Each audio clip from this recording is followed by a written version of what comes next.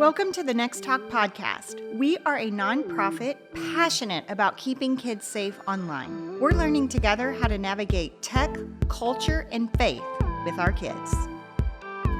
I'm joined today by Belinda Swan. She has been here before. She is from the National Center for Missing and Exploited Children. Belinda, thank you for being here again. My pleasure, Mandy. Thank you so much for having me. Do you want to introduce yourself? Sure. Tell us about your role at NCMEC. Absolutely. So, as you mentioned, my name is Belinda Swan, and I serve as Senior Program Manager for our Outreach and Partnerships team with the National Center for Missing and Exploited Children. While our headquarters is located in Alexandria, Virginia, I'm actually officed in Austin, Texas, so right up the road from San Antonio. And we also have our call center in Florida and another office in upstate New York as well. For those of you who think, oh, this name rings a bell, Belinda has been on our show before. We actually did a show on sextortion, what to do if your kid is a victim. They have a really good step process, a resource plan. We talked about the Take It Down technology that you have. And that is a great resource for if your kid is a victim of sextortion and you don't know what to do next. So we'll link that show for you. We covered it in detail then. Belinda, you're such a wealth of information and you're kind of in there with these online dangers and tracking it with kids because you get reports coming in through your website. I wanted to have you back on. What general trends are you seeing now that we need to be aware of as parents? Absolutely. Thank you for mentioning that. You're exactly right. NCMEC serves as the nation's clearinghouse for reports of exploitation of children, all kinds. In 2024, and just so you know, sometime mid-spring, we'll have an updated report to reflect 2025 data and trends. But in 2024, we received about 20 million CyberTipline reports. The CyberTipline is one of the ways folks can report such instances, suspected and otherwise, to the National Center. And what that data tells us, again, as the nation's clearinghouse of those reports, we're able to really see in real time the types of trends affecting our children, especially online. So one of the areas I wanted to focus on with you today, Mandy, and we've discussed this in other conversations, is this increase in sadistic online exploitation. And as you mentioned, we discussed sextortion in our last visit. Again, thank you so much for having me. So sadistic online exploitation, again, I come to every situation as a mom first. So I want to be honest with your listeners. This is a tough topic to process and to hear about. So I just want to say to everyone listening or watching, bear with us, stick around. You want to hear how we can work together to keep our kiddos safe, but let's get a little uncomfortable. I love to share that with folks. We have to get uncomfortable to feel empowered on the other side of these really distressing issues. So sadistic online exploitation, what is it? How does it differ from sextortion, which we discussed in our last podcast? So with other types of sextortion or online enticement, as we've seen historically, the goal has generally been, let's be honest here, let's be real, either sexual contact with the child or to collect CSAM or child sexual abuse images from a child. With the rise of financial sextortion, which is another trend we continue to see, the goal of the perpetrator, as the name suggests, was to gain some sort of monetary gain, for lack of a better word, from the child. But with sadistic online exploitation, the goal, as the name indicates, is quite evil. Honestly, as a mom, that's the first word that comes to my mind, is that these cases are just pure evil. The goal isn't necessarily sexual contact with the child, but rather to terrify these children, pardon me, into committing acts of violence on either themselves, others, siblings, and even pets. So in 2024, we actually saw an over 200% increase in reports of sadistic online exploitation to the National Center. When we dive a little deeper, about 69% of those reports were made by the public, or specifically, in many cases, parents and caregivers. So what that indicates is potentially a gap between what online platforms are reporting and what parents and caregivers and other members of the public are seeing. And many times in these instances, these reports from parents and caregivers were made after said parent or caregiver indicated a difference in behavior. Sometimes that looks like cutting. Sometimes, unfortunately, that also includes an attempted suicide. And that's what sadistic online exploitation looks like, unfortunately, in many cases. So, what that means is a potential network of perpetrators work together in many instances of sadistic online exploitation, or SOE, as it's often referred to as well. They will work together to target children, much like other instances of online enticement, sextortion, and so on. They will work together to target children on a variety of platforms. There's not one particular platform that is more that it's more likely to happen on than in any other. Where there's an online connection and children are gathering, there's opportunity. They will feign a relationship or connection. Sometimes that looks like pretending to have shared interests, or if it does happen on a gaming platform, pretending to have shared or needing one another's help to conquer the next level or to attain particular, you know, parts of a game that may be interesting to a child. And once that bond is created, they'll start to introduce some of these concepts similar to sextortion and other types of enticement. And they'll start to ask a child to create CSAM or provide images, or they will ask the child to, again, to harm themselves or harm others or harm pets. Now, the threat here, just like with other types of child abuse, can be, once the images are received by the perpetrator, you've now created CSAM, you're going to go to jail. I'm going to send these to your parents, your friends, your school. And remember, this is a young child who just a few minutes ago thought perhaps they'd found a new friend to game with online. Oftentimes, these groups, these organized groups, will also purposefully look for spaces online where they can find especially vulnerable children. Think children who are already seeking community or help with eating disorder or some other sort of vulnerability, and they will seek those children out in particular, feign again that relationship and that friendship, and pressure them into cutting themselves, taking images of themselves or video of themselves, harming themselves in real time, harming others, and so on. And again, the threat is, do this or else I'll find you. I will SWAT your home, right? Or a false 911 call to send law enforcement and fire to someone's home. I will share these images far and wide. So I just said a lot, Mandy. I'm curious to hear if you have any questions or how we can break this down further. And I just want to share with your audience, I know this is hard. Stay with us. So we've got some good news too. Well, the good thing about the Next Talk listeners is we're used to difficult. We're used to going to the hard. For better or worse. Yes. And you know what? The hope is that no matter what these predators or this evil out there Right. tries next, we Right. know the solution at Next Talk is the relationship with our kids. So as much as Absolutely. we have to get educated about everything that's going on, and it's Mm-hmm. important to get educated and be aware, we Yes. know that fear cannot overtake us, and we That's we right. have to spend all our time worrying, putting that into the relationship with our kid, building the conversations, teaching them what to report to us. Yes. You did say a lot, and so Yes. okay, I have some questions. Please. So I think at Next Talk, like, we've covered sextortion a lot, as you Right. know. You even helped us do that. We've covered grooming for online manipulation for nudes, which Right. you say the official term. Say it CSAM. again. Mm-hmm. CSAM. CSAM, which Yes. stands for.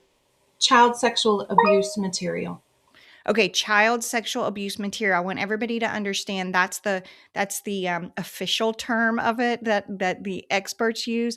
As parents, we just say nudes. They manipulated my kid into saying nudes, but I wanted to make that connection for the parents so nobody got lost in that conversation. So we've covered those two things: extortion and manipulation for nudes, and the grooming aspect of that. We cover a lot of the keeping secrets, any little secret, like even Right. if it's wear red today and I'll wear red, let's not tell anybody, because the purpose of that is the predator is trying to create a world where it's you and your kid against everybody else. Right. So any kind of little secret, red flag, red flag. I think what's new here for us and our parents is this manipulation to have them go into more of the self-harm, Right, the violence, the right, hurting others. right, We have not covered that as much as the other topics. And right. so, if you can go into maybe some red flags that we can Sure. look for on that, or how to talk to our kids about that, Hmm. because I think this is extremely important when it's a radicalization. It's online terrorists trying to come for our kids, to radicalize our kids, to hurt others, to hate others. Tell us how we can look for red flags and prevent this and talk proactively with our kids about this. Yes, that's a fantastic question. So, as with other types of, as you mentioned, first and foremost, building a relationship with our children, an ongoing relationship, and we can talk about some prevention tips in a moment. But some red flags specific to sadistic online exploitation certainly include. Now, again, I know that this is has been an ongoing trend, especially with our teenagers, to wear hoodies, even though it's Texas and it's 115 degrees. But that's one thing to look for. A child who otherwise dressed appropriately for the climate or what have you is now suddenly in long sleeves, long pants, refuses to change, won't roll up their sleeves. What are they hiding? Are they potentially hiding that they've participated in some cutting at the request? They've been exploited by this perpetrator and are trying to hide this desperately.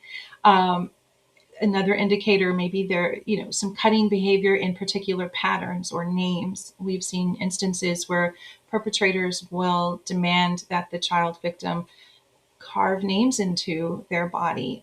So it's important that we're aware any changes in dress.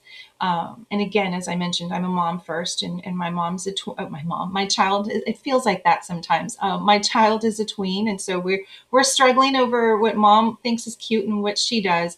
But that's different than a child who refuses to raise a sleeve, refuses to dress as they used to just a few weeks ago. That's different than finding their voice and their personal style and fashion choice. Other red flags, of course, are isolation. They don't want to come out of their room. They refuse to put down their device. They become really, really agitated when asked to do so. Probably in these instances when a child is being exploited because they're terrified of what the perpetrator will do if they don't respond in a timely fashion. Again, some of these things are hard and nuanced because many children are going to get upset if you take away their tablet, their phone, or whatever. But I think it's fair to say this would be considerably different. Other things to notice, obviously, are new acts of violence, a different set of behavior in your child that, again, it's just this trend is going to require so much more of us as parents and as trusted adults to look beyond my kids having a bad day to and had an outburst to is my child struggling with something much more serious. Did they hit their sibling or the pet, the household, the family pet because of a random outburst in reaction to something bad that happened? Either way, that needs to be addressed as well. Or is something deeper going on? And I think that's what we need to do. That's the best way to look for these indicators and red flags is recognizing and asking questions and differentiating between your child's normal or baseline behavior, I should say. What is normal? But your child's baseline behavior. How is this different? Are there indicators from their school behavior? Are they starting to show violent tendencies at school? Are they acting out? Oftentimes, some of these demands of these perpetrators include those random acts of violence, which could happen at school, which could happen anywhere, frankly. So, not letting the questions stop there and assume my child is troubled and acting out, period. Are they being exploited and forced to carry out these behaviors? So, again, it's going to require more of us. We have to dig deeper and have grace for our children and ask more probing questions, hopefully before something like this happens. But if not, we have to just give our children grace and ask more difficult questions. They could be doing this because they feel they have no other choice. Well, and I just want to remind parents, if you see any of these sudden behavior changes in your kids, even if you're doing random phone checks once a week or whatever, if you see behavioral changes, you need to be in the phone more often and you need to be digging deeper to try and see, is there a root cause on the phone that we may have missed, or they're being exploited, or like you said, forced to do these acts of violence. So I think that's really good advice. I would also say, and we've talked about this before, big rule for us at Next Talk is no phones in bedrooms or bathrooms. It's that isolation piece. Sure. I know when your kids get older, they may want a game with the door open or certain things like that. You can work with them on that if they're good kids, Yeah. but no phones like at 1 a.m. in the bedroom. That's just, Right. they're relaxed, they're chill. Yeah. Predators know when to attack our kids.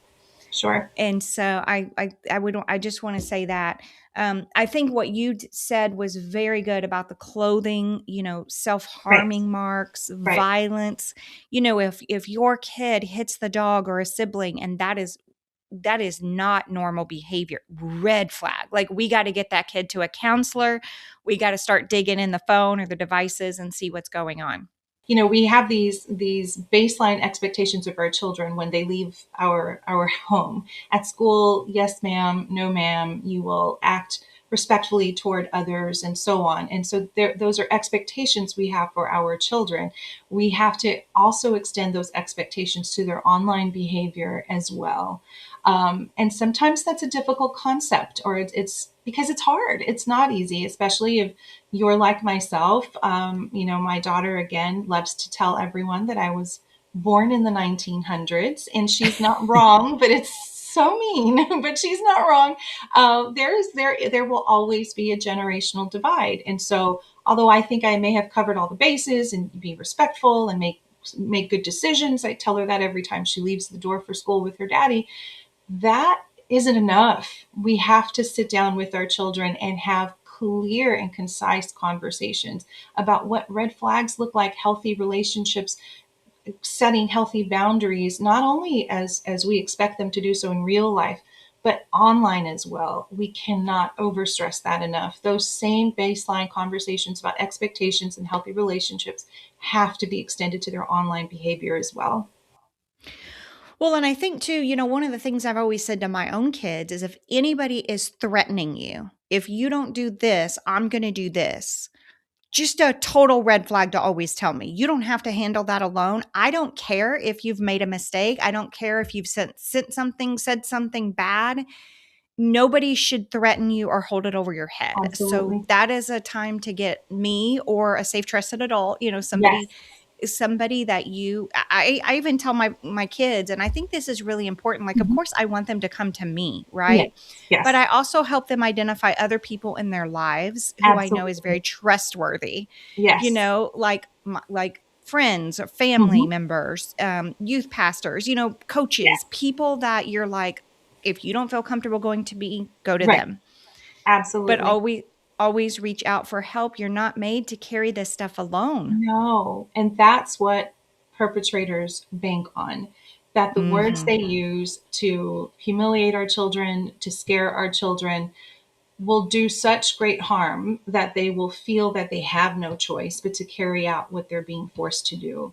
But when we counter that with positive messaging and consistent behavior, just showing up, asking those difficult questions, having those difficult conversations. And again, mom first here.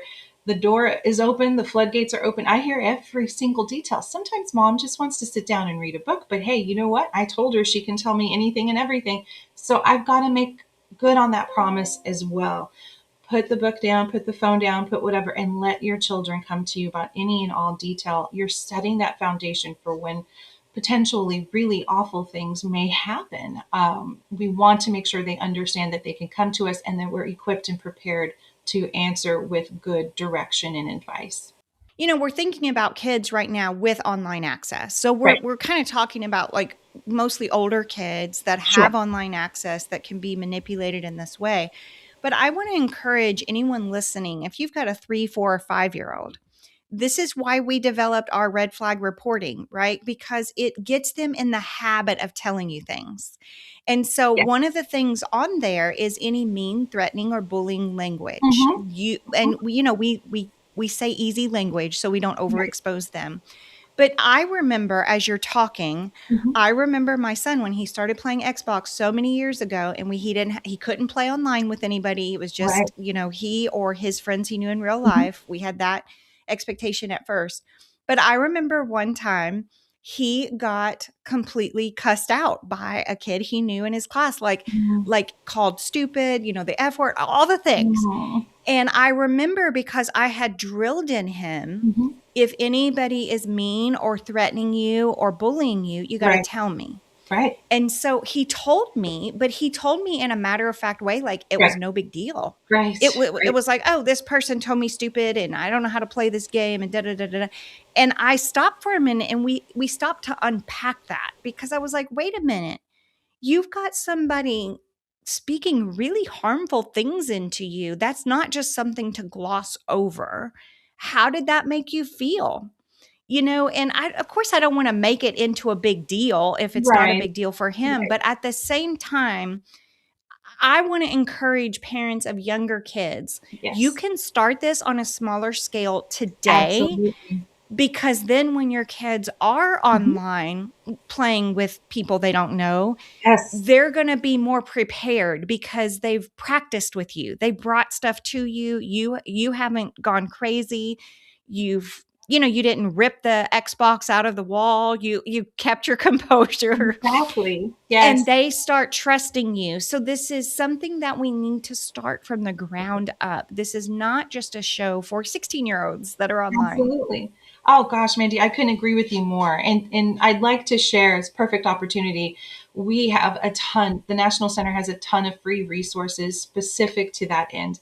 So many tip sheets, videos, games, especially for our kiddos 10 and under. I'll share with you that we do continue to see reports related to children under 10 years old. So this absolutely isn't an issue of only older kiddos. Where there's an online connection, where there's a tablet, where there's a device, there's opportunity for perpetrators to access our children. So you couldn't have said it any better. We have to start having these conversations with children as soon as possible. I like to say if they're old enough to be on a tablet, they're old enough to start having a baseline conversation about what's safe and what isn't, and again, what our expectations are. We know from having older kids, the more you practice this when they're little, Yes. it's a little bit easier. Even when Right. they get older, when they're trying to handle stuff on their own, it's Right. still kind of foundational to talk to your Yes. parents. Yep, you want to be that safe place for them to land. And that takes practice and it takes some bumps in the road, but ultimately the goal is to be that safe place. And Mandy, if I could just to add to that, part of I think creating that safe place to land for children, I think also means empowering kiddos. And we touched on this the last time we spoke too. So that means also providing them with tools that they can utilize on their own when they see something. I'll share with you, I was at a conference, last month in Florida. It was a conference of school resource officers.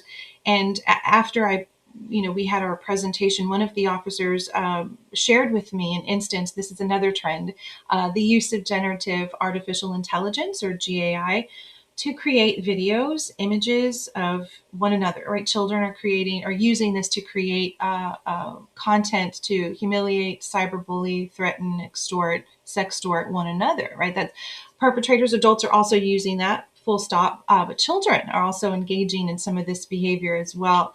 And so this particular officer shared an instance where some students used GAI to create an inappropriate video. It wasn't sexual in nature, but it certainly was inappropriate, of a child and a teacher from their campus. But two brave students, unbeknownst to each other, went to their SRO separately and said, I don't want anyone to know, but I want you to know, SRO, that these kids made it. It's not real. And I don't want our teacher to get in trouble. And I don't want this student to get in trouble. So I share that anecdote to also highlight a separate trend, which is generative artificial intelligence. Again, We have to stay on top of these trends. We have to have these conversations about what's acceptable, what we expect our children, how we expect our children to behave and conduct themselves in our home and outside of our home and on devices and so on. Oftentimes what we hear is children will make the assumption that it's not real, so there's no real harm, and that can't be further from the truth. The harm is real. The devastation is just as real. The effects of the bullying are just as real. But I'd like to highlight those two kids. They knew what to do. They recognized their trusted adult as their local SRO. They told him what they knew. They asked how they could help, and they did so. One of them, I don't even think was a friend of the child in question, but knew that it wasn't okay. So that's good parenting. That's good policing by that wonderful SRO that created an environment where kids felt they could talk to him. So I want to share that as well. When we empower our kids with these tools and strategies, they're going to use them. So letting them know about the cyber tip line, talking to them about Take It Down, letting them know that they can always come to us. If they're afraid to make that report on their own, we certainly have seen instances where children will file a report and say something to the effect of, my best friend's acting different. This older, guy's coming to pick her up at lunch. I don't know what this is, but I'm scared and I want to talk to somebody. We've received reports like that. When kids know where to go, who to talk to, and what to do, they're going to take us up on that and use those tools. So part of this conversation as well, generative AI, we have to extend our conversation about online safety to include our expectations. GAI is not to be used to create these images and photos to harm others. The impact is just as real, helping children to understand that, and also making sure that children understand where to find resources and where to go to file some of these reports. I love that. And what you said with them going to the school resource officer, I think that's so powerful because one, they had the integrity to do it. That's always like Absolutely. speak up when you say something. And Yeah. we know with AI, it could be totally false, but we all believe it. And then that reputation is ruined, even though the teacher may have gone on to not lose their job because it was Right. proven, but all the students would dismiss that teacher then because it's Exactly. like they just think that it's true. That's right. That's right. That's the detriment. We see that in our news cycle, right? We We see do. something that is We do. AI and then we just pick it up as truth and we move on to something else and Absolutely. then have a judgment in our mind. So I think that's so Yeah. good. And I love that they went to their school resource officer, which is an awesome place to go at a school if you need to report something happening at your school. A lot of schools too, I know our district has an anonymous text number that you can send. And that way it keeps you completely out of it, but you can Mhm. report anything Yeah. there. So, some school districts have that. I do want to circle back because Sure. you Sure. talked about the Take It Down, which we talked about Yes. last time. It's Yes. taking your nude photos offline. That's at your website, which we'll Mhm. link, and you described that more in your last show, so we'll link that Sure. too. And you talked about the cyber tip reporting line. I do want to circle back to the beginning of this conversation where we Absolutely. talked about say you do find your kid harming themselves or harming the pet, because this thing is kind of new for us. And I want to Yeah. dive into this. And you start looking online Mhm. to see where is this behavior coming from. Right. And you do find something online that looks like a person trying to manipulate your kid to act violent towards people or animals. What should be the parent's next step? I mean, I know we need probably counseling, but as far as a reporting, Sure. what do you want them to do from a reporting standpoint? Absolutely report to the cyber tip line and to your local law enforcement. Oftentimes I'm asked why both. So the short answer is this. Well, I don't think I know how to give short answers, Mandy. So we're gonna give you the long answer. The cyber tip line, as I mentioned, is we serve as the nation's clearinghouse for these types of reports. There's a high likelihood that the perpetrator who's harming your child is probably harming others. And so we're able to deconflict or cross reference reports and provide that information to law enforcement. So your report to the cyber tip line could actually help in bringing justice for many other children as well. Not only that, but again, because of our amazing second to none analysts, we're able to add value. So what that means, again, we can cross-check against other types of reports, indicate if this is the same perpetrator harming children across the country, if not the globe. We can look for commonalities, emerging trends. What we can also do, you will hear from NCMEC, from our Family Advocacy Division, to offer supports as well. So we have we work with a vast network of mental health providers across the country who often provide their services either free or at sliding scale specific to some of these issues. We also have our Team Hope, which is comprised of survivors. Many are parents of children who have experienced some of these issues. So not only are you seeking, and again, to your point, take it down, we can help. And we did mention this, but a lot of these mechanisms will also provide you with an ability to work with internet service platforms to remove any images or content that may have been shared as a result of the extortion or the exploitation. But you're also going to have that link to mental health supports long term as well. We like to say we don't go away until you tell us to. So definitely report to the cyber tip line. That's going to help, obviously, your own child, but potentially other children. It's going to allow us to open the door to provide supports to law enforcement, or any additional information we may have. It's also going to start that process where we can reach out and connect with the family to offer long-term supports. And then, of course, you want to contact your local law enforcement as well. We will support and provide any information we can to the law enforcement, that agency that has jurisdiction. So the law enforcement, when we report to law enforcement, we Mhm. know that we're probably going to get a call and a follow-up and an interview. Absolutely. Yeah. How does it work when you report to the cyber tip line? Like, I know you're going to probably reach out with additional resources, but Yeah, if that family does not want to have an interview with you or talk to you, is that sure. okay? That's okay too. We're going to make the offer. We're going to call and offer supports. We're going to provide an overview of the ways we can support the child and the family. We know that these instances don't just affect the child. This is hard for us to talk about in this conversation. So imagine a parent who's struggling with this. So we're going to offer those supports, but of course it is up entirely to the family to decline those supports. We will, however, if we have any additional information to add to the report for law enforcement's use, we will share that information with law enforcement. Yeah. I know sometimes, and you know this, working with Yeah, families, it's like I'm not ready to call law enforcement yet, even though I'm recommending and exactly. recommending, but they want to report it somewhere.